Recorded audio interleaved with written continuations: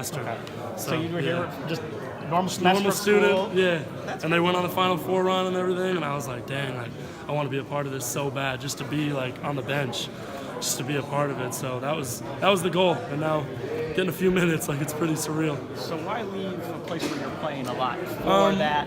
Yeah, You know, yeah. I mean, it was a risk. I definitely took a risk, but I mean, I left Iowa just because it was in the middle of nowhere. Like I just couldn't deal with the culture. It was just, it was a kind of strange place. Like it's not for everyone, and I just didn't really mold well with it. Basketball was going great. I was averaging like 11 and 5 as a freshman. Next to beginning of the season, I was doing well too, but I just was like not happy academically, socially, like so I just wanted to switch it up and come back to the East Coast. So yeah. How'd you meet Lydon? Like, was it with the City Rocks? Yeah. So me and Tyler played Albany City Rocks together. It was my boy. We carpooled. Yeah, you gotta thank him. Carpooled. Yep. Coach Red. And we carpooled and everything to practice all the time. So like we were like best friends, and that's how we met through that. Was it something he told you about the program that made you want to come here? I mean, I was looking at like Binghamton, Fordham, Bucknell, like anyone that I had a chance to be on the team, walk on, and maybe get a scholarship later. Like that was the goal. So I was looking everywhere, and Tyler was like, "Bro, like you're gonna love Syracuse. Like it's a great place. Like I love my experience so far." And I was like, "All right, I'll take the chance and try to make the team." So when you're out there, like I try to put myself in your position, right? And I would just be like, you know, holy shit, don't fuck up. Like what is, like I don't know what's. Yeah, I mean similar, but also at the same time, like I'm you can't play but you can't exactly, play timid, right? Like I mean, it's just basketball at the end of the day, and like I've played with top-notch players my whole life, like in high school and everything, playing in the UIBL to already like D3 college. Like it's different, but I mean it's still just basketball at the end of the day. So when I was out there, like if I had a chance to shoot, like I didn't see that I had a chance really, but if I'm gonna shoot it just because like. You know, like I'm just a basketball player, and it's the right play to make, and I'm gonna do that. So I mean, that is in the back of the mind a little bit, like dang, I don't want to mess up, but I mean that's part of the game. So I'm just trying to do good things out there when I'm out there. When did you start to think like I might actually get like minutes that matter? Like that might that might actually definitely happen. when Howard, good friend, like went down, I was like terrible to see, but then like the next man has to step up. So that was pretty much the moment where I was like, dang, like this could really be happening. Like foul trouble, if someone goes down. Like I can actually get extended minutes, so that was pretty much the moment when I saw that. I was like, "Uh-oh, here could be my time." So it was cool.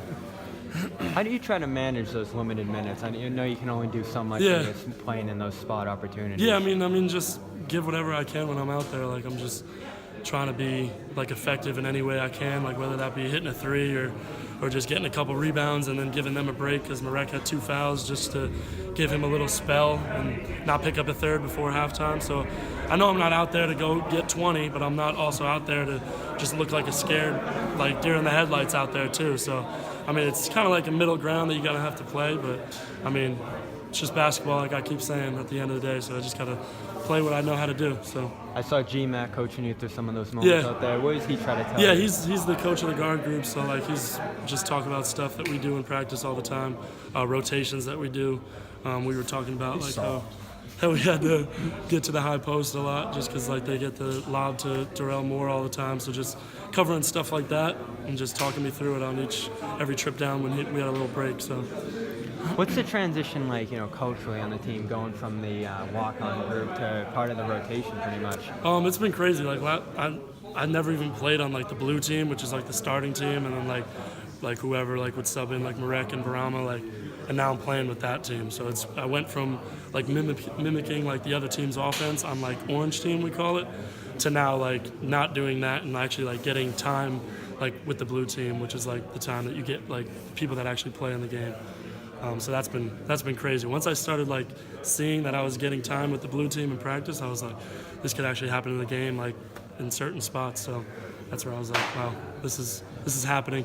Does life change at all? Like do your habits change? Like if you had to, 'cause you have to take it a little bit more seriously, probably. Yeah, definitely. I mean, like, but me and my boy Kai over here, we like literally are in the gym all the time, just preparing for moments like these.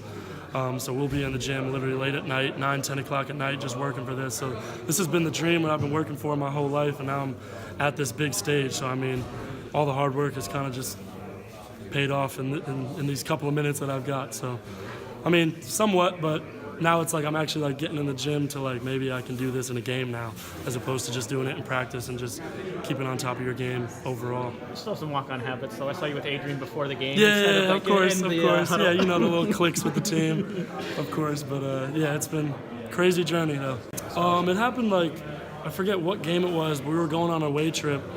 It was during finals week, and I remember I missed practice, and like I was like, and then one of the managers came in and was like, "Yo, Kip needs to see you." And I was like, "Oh God, like is it because I missed practice? Like I had an exam. Like what is he gonna tell me?" Like, and he came in. He was like, "Hey, I'm gonna be able to get you tickets to every road game now, because I didn't have them before for like family and stuff." And I was like, "How's that?" And he was like, "Because you're gonna be on scholarship now for the remainder of the year." And I was like, no effing way. Like, this is absurd. I called my parents right after that. Like, that seemed to be, like, the highest point I could reach at that time. And now I'm getting minutes, so. Talk about burying the lead. I'm going to get you tickets, and then all of a sudden your scholarship, Literally, your education is going to exactly. be paid for. The whole education, like, that was a crazy moment. Like, telling my parents that they don't have to pay for my tuition for the rest of the year was crazy. So, yeah. Are they gonna hook you up with it? Like, so my parents saved up for me. And whenever I got in scholarship, I got to like You got to use that? use that. That was like Somewhat. My dad is a financial advisor, so I'm like, just invest it for the future. Like, I didn't need to buy anything big ticket or anything. Like, smart thing to do. I have a lot of everything I need, so I didn't really need anything. So I was like, just invest it. Gonna get in on that Bitcoin. Yeah. No, literally, my dad, he knows all about that. Yeah. So, yep. Yep. I appreciate the time. Yeah. Thank you.